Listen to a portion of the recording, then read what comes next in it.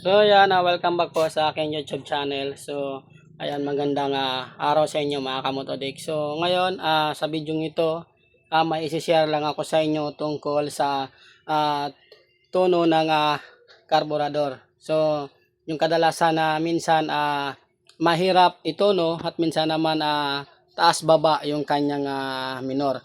Kaya nagbabago yung andar ng ating mga makina. So sa mga hindi pa alam mga kamotodik, so ayan kung bago ka pa lang sa akin channel, so please pakiclick po ng subscribe button sa baba lang po ng video na to.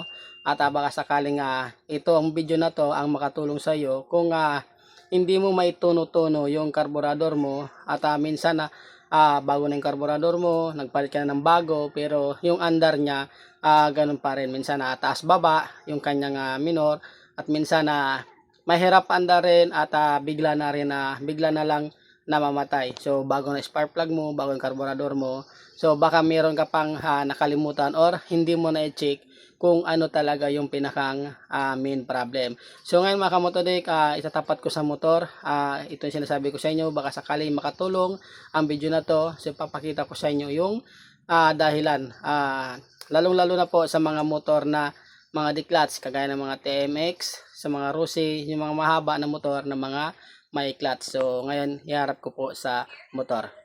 So ngayon ito nga mga kamotodik, kadalasan nangyayari sa atin sa mga motor, lalo na kung hindi kayo mekaniko. So minsan palitan nyo ng bagong karburador, so hindi nyo pa rin makuha-kuha yung tuno at yung andar ng inyong motor ay wala pa rin sa tamang pag-andar, no? So wala sa tamang minor.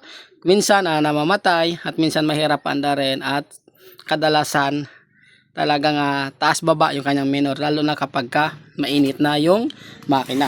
So ngayon kung hindi nyo napapansin mga kamotodik, itong karburador bagong linis to, naglinis na ng karburador, so wala nang problema sa karburador. Spark plug niya bago na rin, pero meron dito isa na hindi napalitan. So kung makikita nyo yung kanyang intake manifold, ayan, makikita nyo may kulay pula. So ang gas po nito ay premium.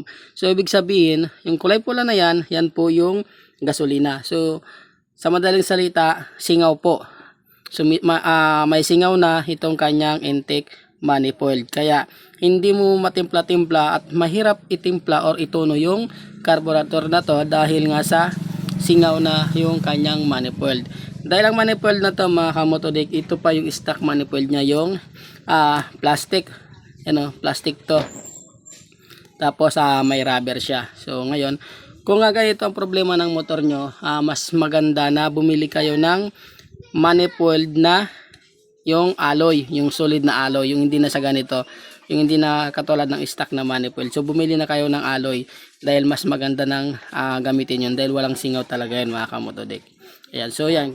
Ito ang dahilan nito mga kamotodik. So hindi ko pa ito mapapalitan dahil wala pa tayong pampalit. So binidyoan ko lang para lang ma-share sa inyo dahil baka sakaling ganito rin ang problema ng inyong mga motor. Ayan, so makikita nyo yan, singaw yan at makikita nyo yung kanyang bitak. Ayan, may bitak na siya. So yan po ang dahilan kung bakit ang hirap paandarin ng motor na to at mahirap ituno. Sa oras na mandar na siya, taas baba yung kanyang minor. Kapag ka nag minor ka o huminto ka, taas baba siya. So wala sa tamang tono ng karburador niya. So ayan, sana nakatulong sa inyo ang video na ito mga kamotodik. At kung sakali hindi ka pa nakapag-subscribe, please click po ng subscribe button sa baba lang po ng video na to. At maraming salamat po sa patuloy na sumusuporta dito sa aking YouTube channel.